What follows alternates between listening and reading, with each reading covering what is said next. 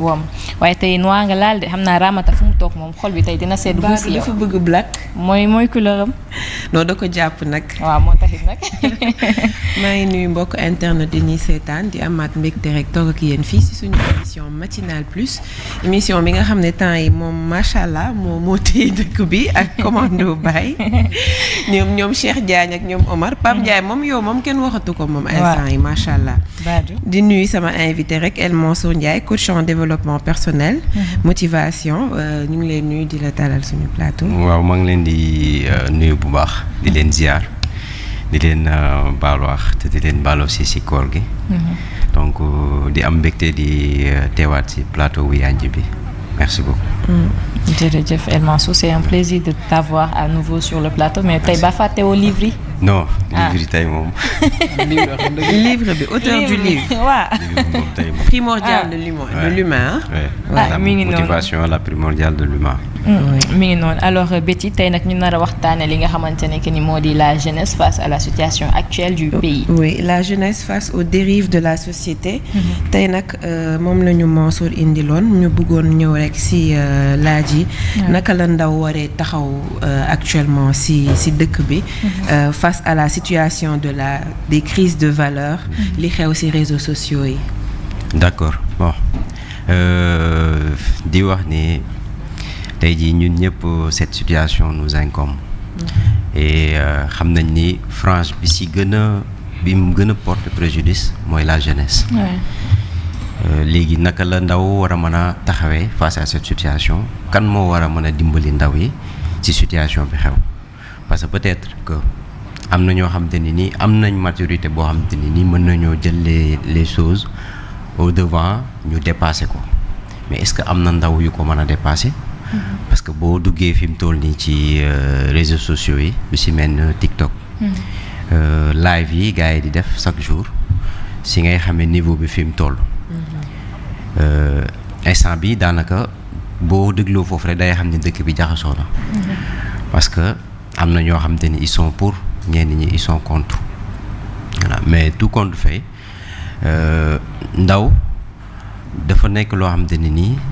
si moment bi nga nekkee ndaw si nga mën a réaliser lu bari si moment bi nga nekkee ndaw nga mën a jël sa destin en main voilà donc on dit que donc l'avenir se construit. moment bi nga nekkee ndaw nga ko mën a def. tout compte fait li ñu war mooy suñu dëkk delloowaat ce qu'on appelle amaat identité. voilà face à cette situation il faut que ñu xam ñun ban société lañ bëgg. si lan lañ mën a identifier woo déjà là c'est une question lan mooy suñuy valeur déjà ñun Sénégal lan mooy suñuy valeur suñ posé woo boobu cette question dinañ jéem a xool peut-être am na suñu loo xamante ni nii mën nañoo ñëwaat suñ mag ñu baax yi li ñu fi bàyyil effectivement valeur yoo xamante ni nii mën na jooyante société bi muy lu si mel ni ay ngor kóllëre teraanga kersa surtout damay ñëwaat ci kersa ak aussi moo bu am solo muy jomb daanaka jomb boobu buñ ci taxawee mën nañ ci redresser wu. mais dogguma la Mansour li wax kersa tey avec les réseaux sociaux et les TikTok. pour ne pas citer de nom. xale yi la majeure partie xaalis bokk na li tax ñuy live. parce que plus ñuy tapoter plus ñuy am ay cadeaux ça leur apporte de l'argent est-ce que tamit xaalis boobu ñu ne ñàkk bañ a dem liggéey ci leneen ne toog damay live di indi ay thèmes du ma jox xaalis moo tax ñu gën a bari di ko def pour am ay vues. waaw parce que foofu damay dut baaraam ci ce qu'on appelle les influenceurs. parce que foofu par exemple mën naa ni ñoo wane yoon bi. mais tey jii est-ce que Sénégal lu ma koy laaj professeur am na. benn organe muy réguler ñu ni métier bi influenceur ndax métier la fan lañ ko catégoriser laa bëgg a xam. influenceur ndax métier la walla ndax juste que day neex nit nga nekk influenceur parce que fi ñu toll boo xoolee population bu bari foofu lañ dem. xale yi ndaw yu bari foofu lañ dem te ñooñu lañ def référence. dommage. donc c'est quoi une référence. donc yooyu yëpp c'est des choses yu ñu war a xoolaat. mais aussi état bi am na ci rôle bu mu ci war a jouer parce que am na ay organes yu war a réguler tout ce qu'on appelle réseau sociaux. léegi ndax organes yooyu ñu ngi dox ndax organes yooyu ñu ngi def seen liggéey ndax xam nañ li xew ci réseaux sociaux yi.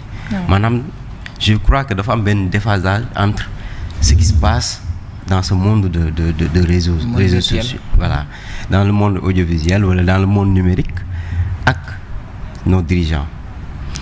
Parce que foofu la solution c'est essayer de voir naka la ñuy dem ci citoyenneté numérique.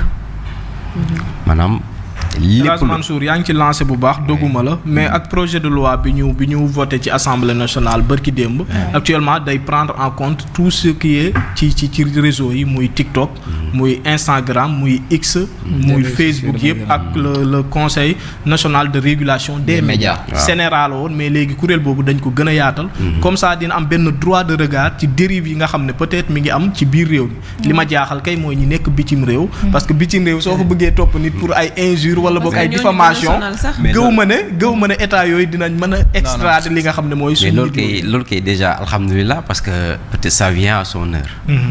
parce que même boo xoolee fii société bi toll booboy tuyau wala canaux yi nga xamante ne ni foofu la jaar ba yi ñuy dégg tey ji ci société bi borom ñaari tur yi yeneen ak yeneen ba mu am doole foofu la jaar foofu la gën a jaar parce que foofu amul benn régulation da ngay ut sa téléphone portable télécharger sa TikTok def sa kii commencé di tapp di pousse di tapoter. léegi tax na ba ñëpp amatuñu valeur ci seen bopp amatuñu kersa bi nga doon wax.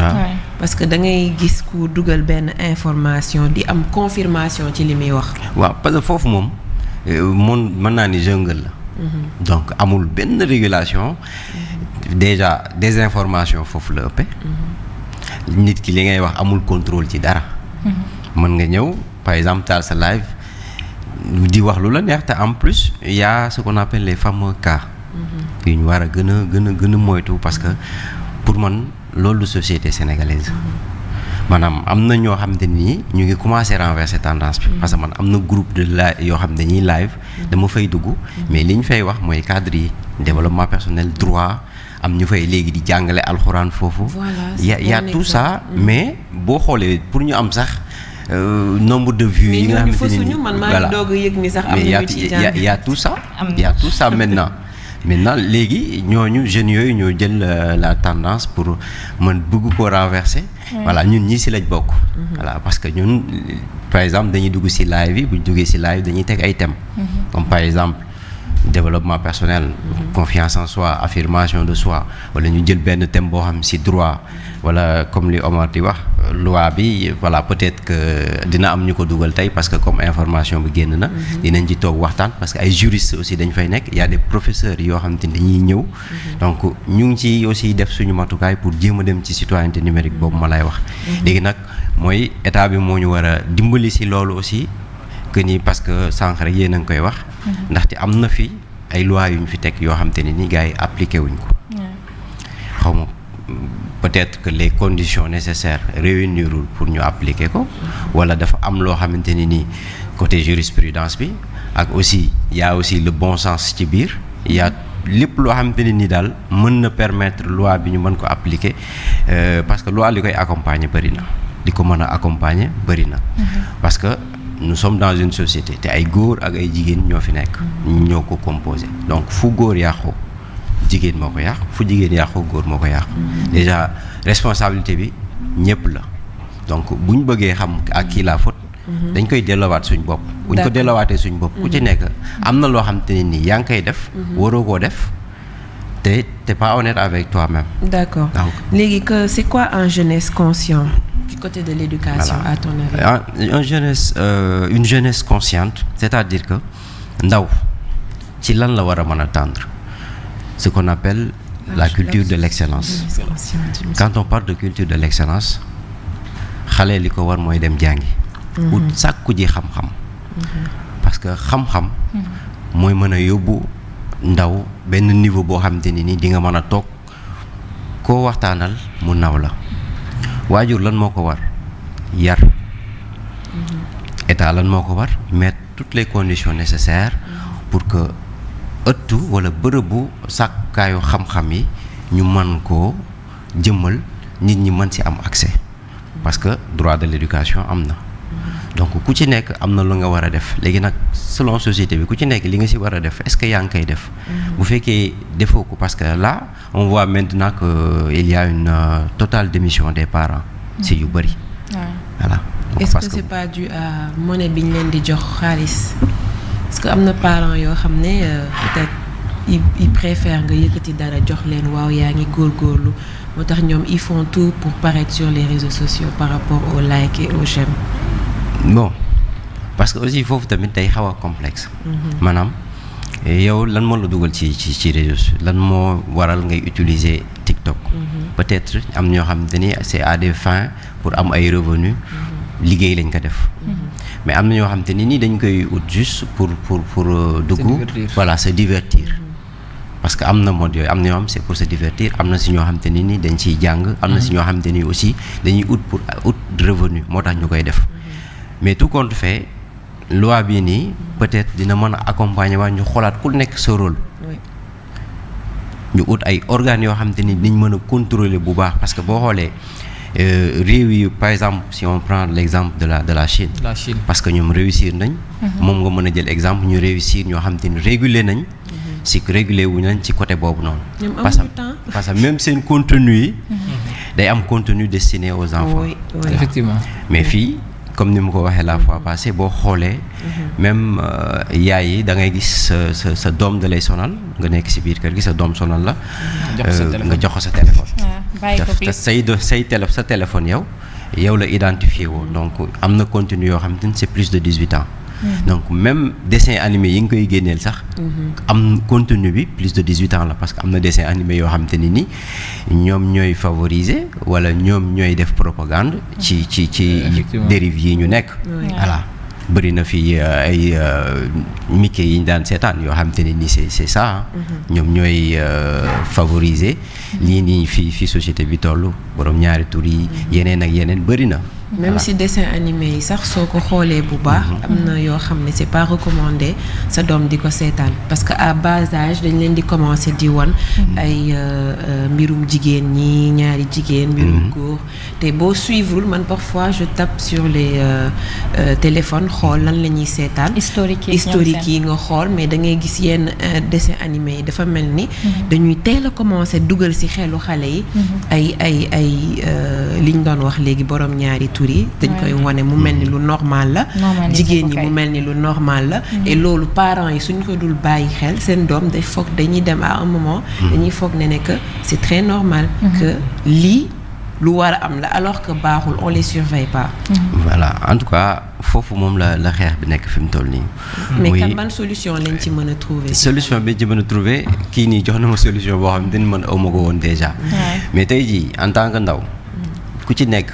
am nga benn métier man en tant que coach développement personnel li ma mën mooy que dugg ci réseau yi bu live TikTok amee ma dugg xool ndax teg nañ thème boo xam te ne nii war naa ci mën a participer ma participer ci. d'accord kii journaliste aussi am na ci benn éthique ak déontologie boo xam te ni moom moo koy tënk ci métier am. maanaam information fiable et juste pour que ñu mën a xam li xew exactement. mais on sait bien que ni au Sénégal. képp koo xamante ni yaa ngi wax sous le contrôle de quelque chose maanaam am na peut-être ñu lay influencer wala am na peut-être koo xamante ni nii am na lum la dig pour nga mën a wax pour moom donc prendre part bi dafa bëri. c'est-à-dire. maanaam si loolu. maanaam am na koo xam ne mën na la. par exemple corruption bi bokk voilà corruption bi da lay fay. corruption bi dafa bëri. voilà yéen a ngi ci métier bi di ngeen ko xam. des fois du ñàkk nit peut-être mën na laa woo ne la ah comme tey yaa ngi génn plateau dama bëgg nga fësalal ma lii en moyennant quelque chose bëri na. yëkkati jox voilà yëkkati jox la. laa bu boobaa sa neutralité axiologique dootoo ko amati maanaam dañ la conditionné.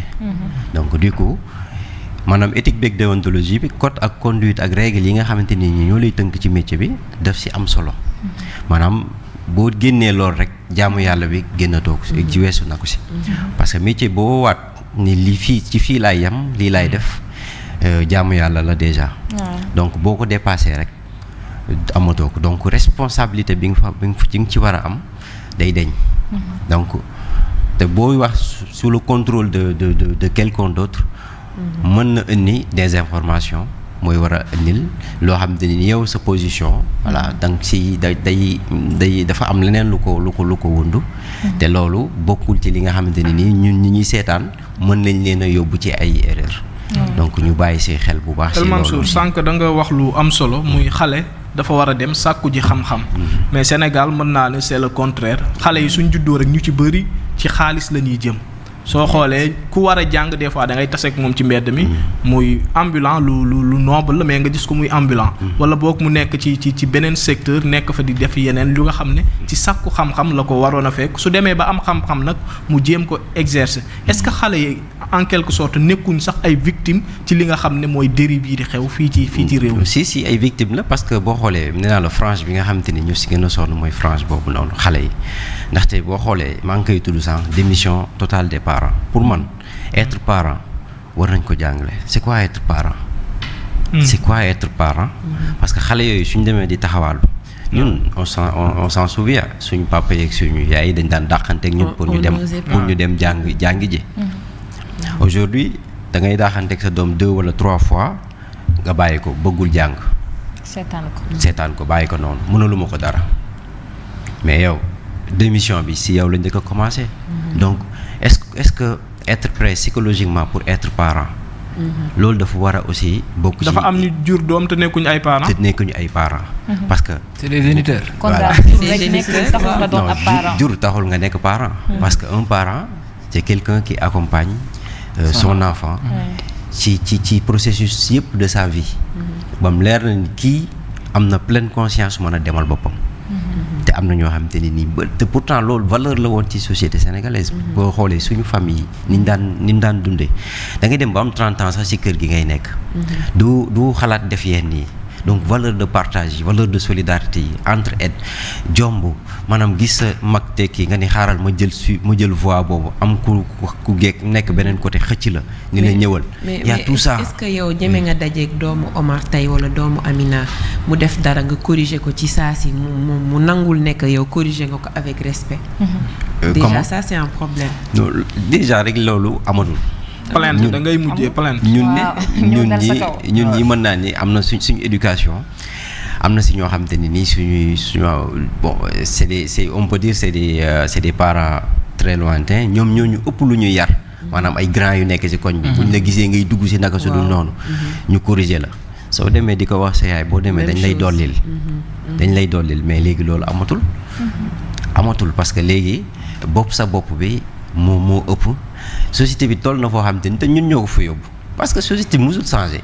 ay góor fi nekk ak ay jigéen yaa chaque jour moom moo fi nekk musul changé donc lan moo tax ñu mën a yegg fii tant de haine tant de colère saagante xaxarante waxante lu ñaaw. culture médiocrité bi. exactement y a tout ça yoo xam te ni nii ñun ñu ngi foofu fi mu toll nii dañoo nekk ci benn sëmam boo xam te ne nii pour ñëwaat sax. c'est tout à fait un problème. Ce qui veut dire qu'on promouvoit plus les médiocres. oui boo xoolee xam ne ñun tey jii ñaata vues moo nekk ci kii bi ñuy def ni TikTok bi wala réseaux sociaux yi instant bi li ñuy def ni ñaata vues moo fa nekk te tey jii am na koo xamante ne nii su woote woon tey ni day live te ñëpp xam nañu c'est la culture de la médiocrité ay millions de vues lay am. nga dugg sax mu saaga la nga dugg mu saaga la. ñun ñoo ko accepté malheureusement. sans compter moom li ko TikTok bi di fay. moom nombre de vues yu mu ciy am. cadeau yi mu ciy am ñun ñoo ko koy jox. mais xam nga damay ñëwaat foofu rek mooy la dignité. la dignité oui.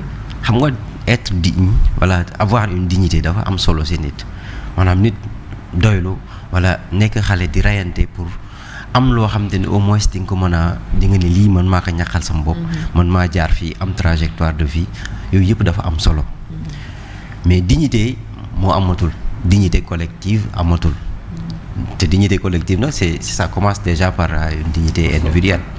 donc voilà c'est toujours intrinsèque maanaam loo xamante ne nii la kenn mënu ko natt ci nit da nga koy gis ci nit te boo gisee di nga xam ne kii nit ku digne la nit ku fier la ci boppam. est-ce que pudeur boobu dignité boobu léegi ñu ngi koy. mi ngi fi. c'est ça le problème. mais mu ngi ci nit parce que am na koo xamante ne nii saa yoo ko am na loo koy wax rek da nga koy jot. nit boo ko manqué respect da nga koy jot.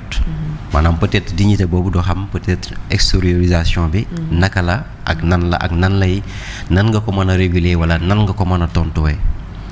y a tout ça. mais dignité c'est intrinsèque ñëpp am nañ ko.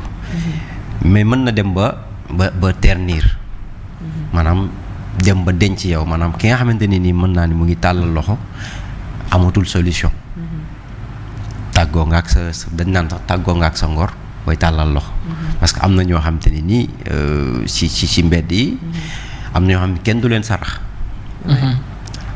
parce que mënuma comprendre sa moroomu góor wala sa moroomu jigéen boo xamante ne nii yow yaa ngi xëy fajar di dem di bale di raxas pour am de quoi s'en tenir pour garder sa dignité moom à la place de bëgg war a dem def loolu.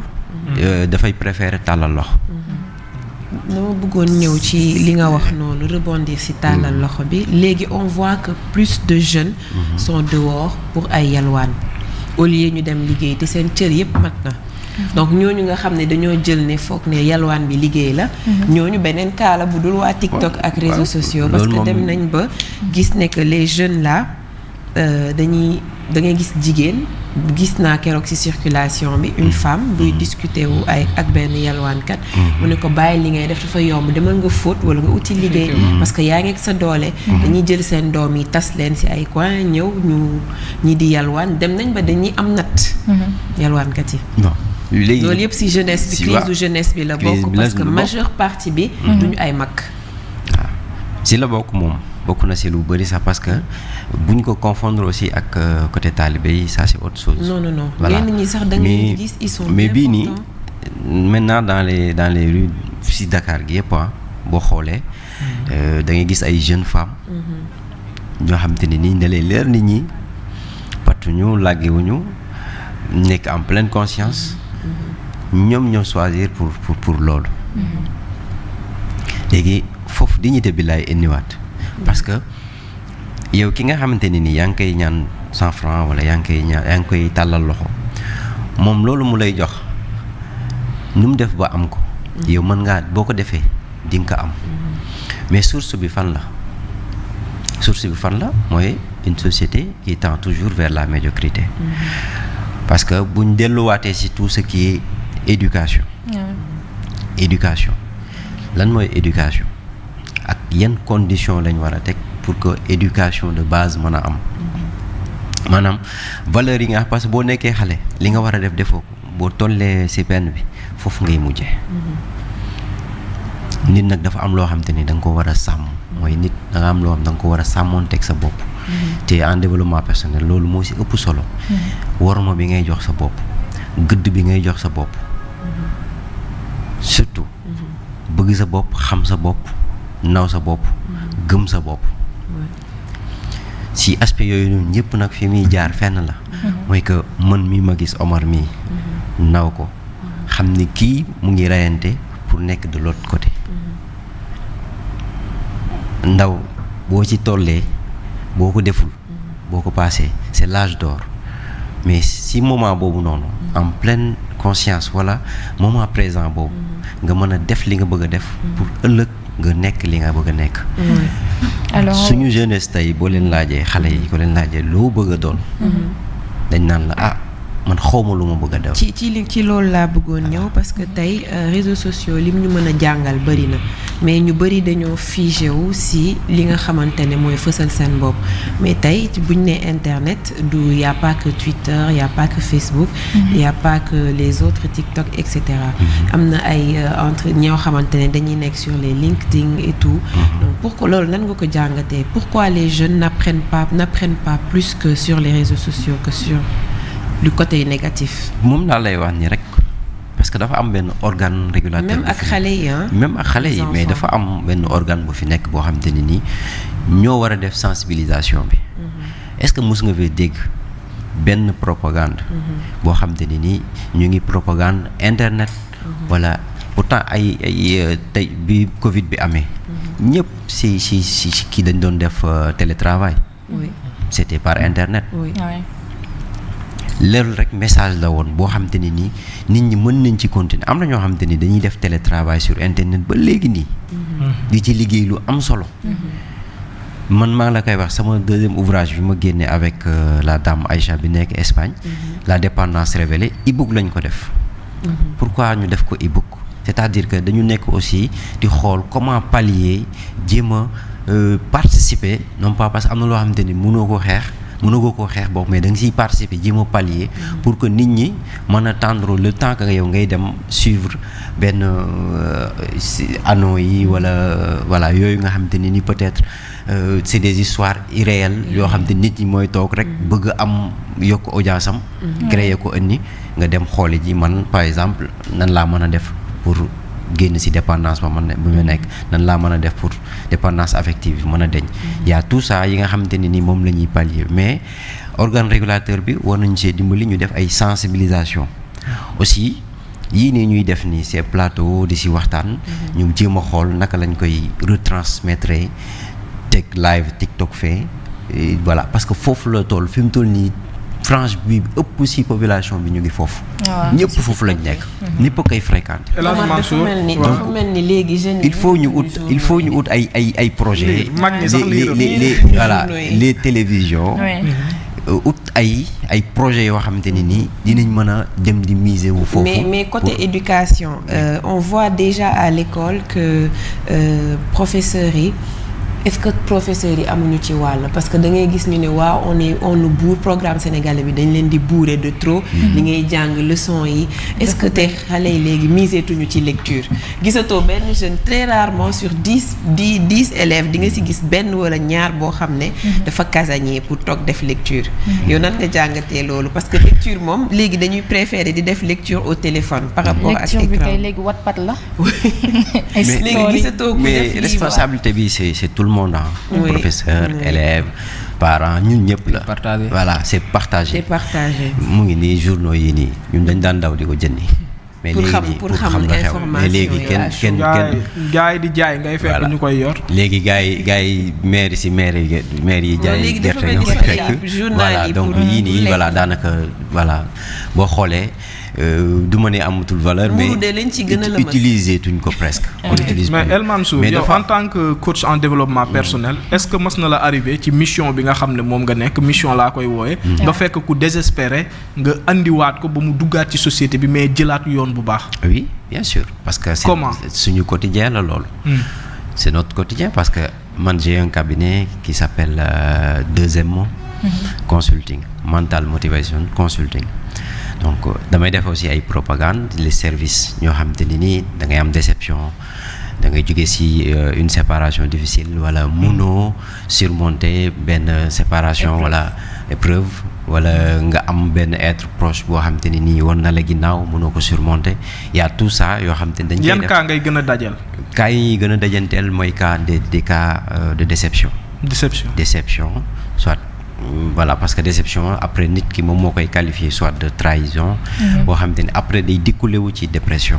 d'accord loolu moom suñu mbokku jigéen ñi la gën a bëri xam naa. voilà yu si bëri na mais même ici il y a vous recevez plus les femmes ou les hommes. On reçoit beaucoup plus les femmes nag sincèrement. mais aussi on reçoit des hommes. voilà on reçoit des hommes parce que conscience moom ñëpp si yam. il y a des consciences faibles il y a des consciences fortes mais tout dépend de l'expérience de vie. tout dépend aussi donc d'une capacité de résilience boo développé durant ton enfance ak épreuve yi nga jaar ba fi nga yegsi. voilà mais on reçoit beaucoup plus de femmes ci côté dépression à travers aussi la santé mentale. il y a tout ça voilà mais ñu ngi presque chaque jour donc dañuy def ay des cours en ligne. Pour aider les ñuy ñëwaat donc à travers beaucoup de techniques on fait la pleine conscience avec la méditation. Il y a tout ça qu'on fait pour permettre aussi nit ki mën a équilibrer waat donc déjà accepter cette douleur. parce que douleur bu ñëwee donc c'est une émotion bu koy recevoir émotion bi il faut nga déglu ko mën ko accepter. bàyyi ko mu jàll. mais sinon soo bëggee xeex ak moom da ngay sonn am na ay exercices yoo xam te ne dañ koy utiliser pour aider la il y a beaucoup de choses qu'on fait donc là-bas donc même aussi les cours en ligne ñu dañ koy privilégier donc des fois après bu ñoom ñëpp buñ ne ba nga xamante ne nii bokk nañu aussi même souci dañ leen boole ci communauté donc ñu commencé di teg thème donc fi mu toll nii fi mu lay wax ni chaque samedi dañuy animer benn séance boo xamante ne nii parce que même samedi bi bii di ñëw on va parler d'impulsivité. D'accord. Il y a des personnes impulsives. maanaam koo xam te ni nii luñ la wax rek nga mer. voilà dinañ am ñu ñëw. voilà donc ñuy expliquer la parce que nit ki dès l'instant que nga jël conscience ci situation rek. déjà donc c'est une partie du problème résolu. D'accord. Voilà. Alors mais El Mansour bëggoon naa nga ñëw en tant que coach personnel. tey ginnaaw bi nga gisee crise bi nga xamante ne jeunesse sénégalaise bi ñu ngi koy nekk di dund ci par yan moyen lañ mën a jaar pour rek redresser li nga xam moo di jeunesse bi ba ñu gën a sombre yëf yi di gën a ëpp doole.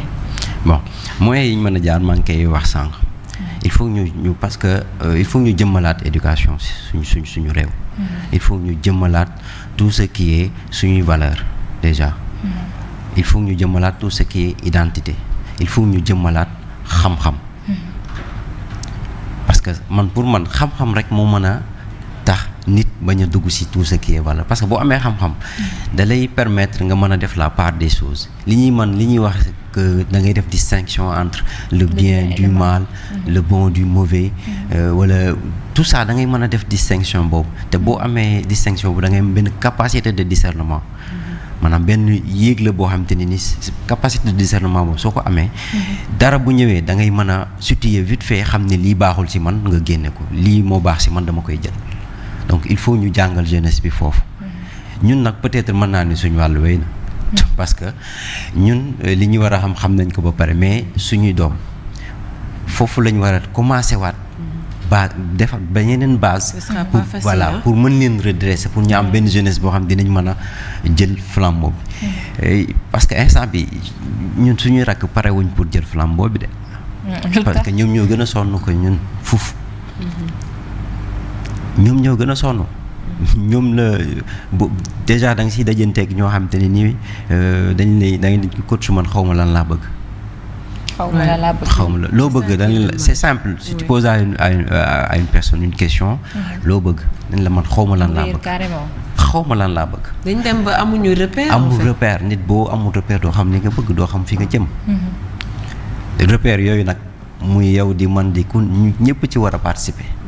ñëpp ci war a participer Sénégal nag mooy dëkk boo xamante ne nii mooy réew moo xamante ne nii dañuy wax tout le temps mais on ne propose pas de solution te bu ñu proposer solution yi duñ ko topp mooy waral même si ñu mettre en place des lois application bi après day am problème maanaam ñun problème suivi lañu am problème suivi état bu gouvernement bu fi mënti ñëw daanaka am na fi loo xamante ni nii am na ko fi tegoon mu nekk lu baax de mais après fu mujjul fenn parce que détournement d'objectif ndaxte ku ci nekk yaa ngi xool sa ascension sociale moo la ëppal solo intérêt communauté bi maanaam man naa nekk ministre ñu may ran may joxe xaalis moo fi def lii ak a baax ut base pour mën a dajale ay nit pour mën a convaincre ñeneen loolu moo nekk ci dëkk bi. donc fii ñuy dañ daan am ay génie en herbe amatul. non léegi pourtant ñu ngi koy commencer jëmal moom. ñu ngi koy commencer indiwaat. am na benn frange boo xam te ne nii am nañ conscience boobu parce que chez moi à Malika. donc di leen saluer aussi mooy am na jeunesse unie de Malika. commencé nañoo teg yooyu. depuis quelque temps ñu ngi rayante di def ay concours génie en herbe ay concours d'éloquence pour permettre ndaw yi xam ni ñun il faut ñu jëm ci xam-xam parce que pour man xam-xam c'est la seule chose boo xam te ne nii mën na permettre nit mucc ci yii nii parce que boo xamee rek jeex na donc nañ ci rayantewaat jéem a dem ci culture de l'excellence bi ku ci nekk li nga moom nga wax ci yam ci voilà te nous sommes experts ci lépp lu ñëw yaa ci gën a xam problème psychologie da ngay gis koo xamante ni nii musul jàng sax luy psychologie moom mooy ñëw di la jox ay conseil da ngay gis koo xamante ni xamul luy sëy musul sëy moom mooy ñëw di la jox conseil yu couple niñ koy gérer démbale am na fi yaa sax may wax suñu droit tey loolu du ma la ko may. ku ci nekk nous sommes experts dans tout mais ndax il faut que ñu ku ci nekk fi nga yem am na loo fa mën a def loo xamante ne nii des mën laa koy waxee sax ay prouesses yoo xamante ni mën nga ko def nit ñi xamale la foofu yamale la foofu man ku may woo ci plateau ci développement personnel nga may woo ak ci redressement société ak communauté ak nit naka la mën a def pour suuxat beneen domaine boo ma dugal du ma ci wax voilà parce que fii laa spécialisé wu ci lii j'ai des projets ci lii pour mën a joyante sama société participer aussi ci sama communauté sama askan pour que ñoo xam ni man mi kat def naa li ma war a def voilà donc fi mu toll nii je fais le tour des écoles di defal ay séances ñiy def BFM ak ñiy def bac juste pour leur demander c'est quoi votre rêve lan mooy sa rêve même boo leen laajee sax dañ naan la man awma rêve ñoom amuñu sax benn projet en tête. amuñu projet en tête. am na ñu naan la non je veux devenir lii mais c'est sur combien sur 10. voilà sur combien après nag si nga leen mën di redresser. bac sax xamul ban formation la ñu war a def. foofu laa doon jëm foofu laa doon jëm foofu laa doon jëm muy problème orientation. normalement orientation war nga ko xam depuis seconde ou troisième. xam nga am na ay organes yu ko daan def. ñoo xam ne daan nañ dugg ci classe yi yooyu léegi loolu amatul.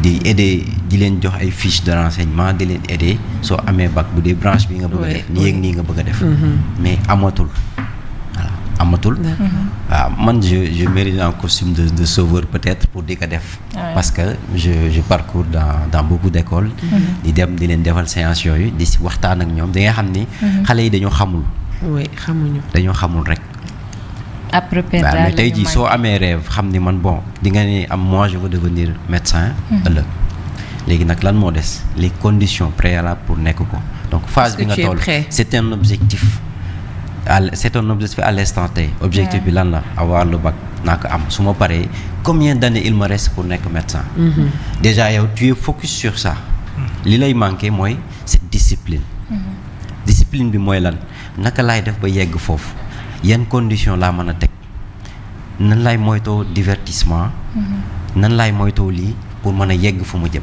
donc déjà am nga benn foo jëm boo xamee fi nga jëm yu si yi des méttiwul bu échec ñëwee di nga xam naka nga koy kiibee parce que aussi si fi nga jëm mu nekk sa passion si yow donc dès l'instant que yaa ngi def loo xamante ni c'est ta passion soo si amee ndog wala mu nekk rëq-rëq sax di nga xam naka ngay amaatee capacité boobu parce que nekk na si yow c'est intrinsèque da ngay xool tuuti benn motivation bu ndaw ngay soxlawaat pour demaat am na ñoo xam ne dañuy naan dañuy jàng 30 ans jàng ba sonn liggéey 10 ans pare retraité. non mais c'est ça alors yow Cheikh ban regard nga am par rapport ak lu coach El Mansour andi tey am question rek bu fekkee am na loo ko bëgg a poser par rapport ak li ñu waxtaanee. non honnêtement j'ai pas de question. en tout cas sujet bu important la indi ci plateau bi di ci waxtaan parce que ñun ñëpp xam nañu ne développement personnel moom dafa baax ci doomu aadama d'ailleurs boo demee mais bon malheureusement sànq maa ngi wax ne suñu système éducatif bi c'est à revoir. ñu ci bare cours yi nga xam ne da nga koy recevoir développement personnel c'est à l'université nga koy jàng alors que c'est trop tard université c'est trop tard donc war nañu au moins au niveau des lycées ñu jéem a inculquer ay modalités yoo xam ne nit ki dana mën a def développement personnel parce que préparation la phase préparatoire la mais bu ñu bàyyee ba nga egg à l'université nga xam ne yow tu es à quelque part du monde du travail. je pense que même bu fekkee am na lu ñu si jublu itam c'est raté d'avance mais en tout cas daal lu may impliqué mooy le système éducatif sénégalais moom tant que changé wuñ ko sànq maa ngi gis si commentaire yi kenn ko wax lu am solo mu ne le Sénégal a besoin de il a dit que le Sénégal a besoin de plus d'ingénieurs ainsi de suite de scientifiques il a parfaitement raison ñun ñëpp xam nañ ne que de journalistes sànniwuñu xeer ñun journalistes mais on sait mais est-ce que ñun tey système éducatif bi nekk Sénégal permettre na que ñuy former ay plus d'ingénieurs ñuy former ay plus de scientifiques c'est la réalité tey bi ñu la école primaire 7 ans nga fay def nga def collège moyen 4 ans nga def lycée 3 ans école primaire nan dafa mën nit defee 6 ans ça c'est trop c'est trop tu perds du temps alors que en Europe ñoom boo xoolee année bi ñu ngi jàng l'essentiel 6 mois la ñuy jàng après ñu def 6 mois premier 6 mois année 6 mois deuxième année mu jeex mais fii de 6e jusqu'à 5e tu perds 7 ans après moyen secondaire tu perds 4 ans là-bas tu perds 3 ans ça fait maintenant plus de 11 ans 12 ans yoo xam ne da nga koy perdre alors que on pourrait réduire ça à maximum 7 ans wala 6 ans yoo xam ne après tu passes à autre chose mais système éducatif Sénégal nañ ko xoolaat xool module yi jàngale xool curricula bi xool ñan ñoo ko war a jàngale aussi tamit. am na solo lool alors Betty mu mel ne rek temps bi xoj nañu. waaw temps bi xoj nañu Amina. xam naa on va suñu émission bi moom tey amoon na solo torop par rapport ak jeunesse bi. te système éducatif bi comme ni ko Cheikh waxee c'est très important ñu xoolaat ko xale yi dañ leen di war a jàngal l'essentiel ñu dem droit au but. teel a xam à bas âge xale bi lan mooy fooram.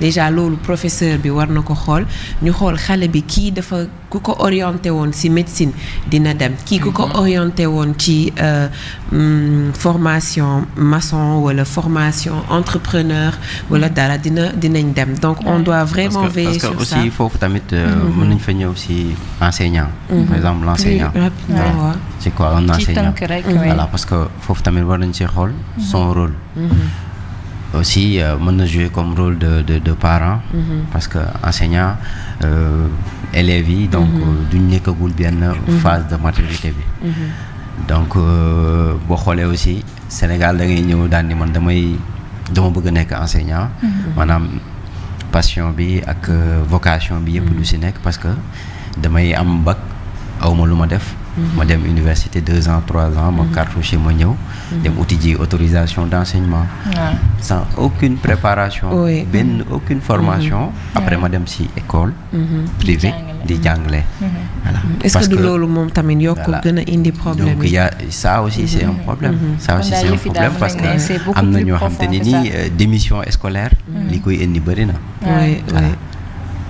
donc tout ce qui est dans l'école dafa war a nekk benn cadre bu confortable bu convivial boo xam te ni nii xale bi sentiment de sécurité bi muy sentir këram war naa mën a sentir sentiment de sécurité ci biir école bi pour mën a sàkku xam-xam maanaam tout compte fait école war na mën a offrir des conditions meilleures yoo xam te ni nii ça ne garantit pas nag la réussite mais l'école dañ fay jëlee ay valeurs waaw mais parce que ñu manqué ci kër gi mën nañ ko jëlee école voilà et cette culture de l'excellence à travers tout ce qui est connaissance ak savoir xale yi nit ku nekk xam na nul n'est nul d'accord juste pour booster la personne juste pour inhiber juste pour c'est comme si nga tâter une personne tout simplement pour que mu mën a xam savoir bi fan ak fan la koy soxla ak naka la ko mën a utiliser d'accord am na solo lool El Mansour alors ton mot de la fin mu mel ni rek ni waxtu bi xoj nañu mais waxtaan bi am na solo lool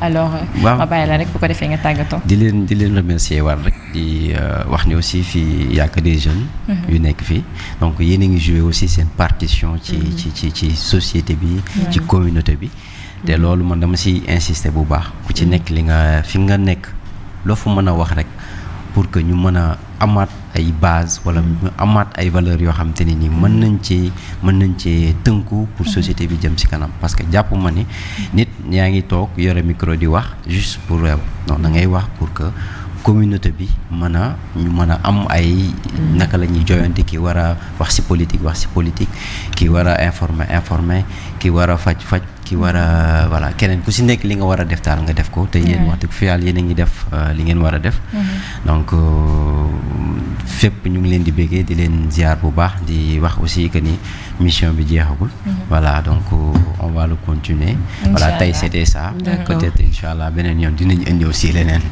voilà inchallah ñu ngi lay jaajëfal bu baax a baax El Mansour c'était un plaisir de t'avoir à nouveau sur le plateau di fàttaliku rek moom nag coach en développement personnel la tey mu teewoon ci plateau bi ñu doon waxtaane li nga xamante ne moo di crise de la jeunesse bi nga xamante ne actuellement moom lañ nekk di traverser ci biir Sénégal alors Betty c'était un plaisir aussi mais yow moo xam naa duma la bàyyi nga dem waaw man maa ngi fi yaa ngi fi de waaw Amina gis nga de tey moom fa suñu thème bi c'était ça par rapport aux enfants nañu jàppale suñu doom yi bu ñu teelee xam ne que kii aay na ci dara nañ ko jéem a orienter ci loolu mu mën ci am performance fii ak muy màgg ça va beaucoup aider la population merci beaucoup tey lii lañ leen indi lool di leen jox dig daje mardi incha allah ci beneen thème am na solo alors ñoo ko gisandoo dañ leen di wax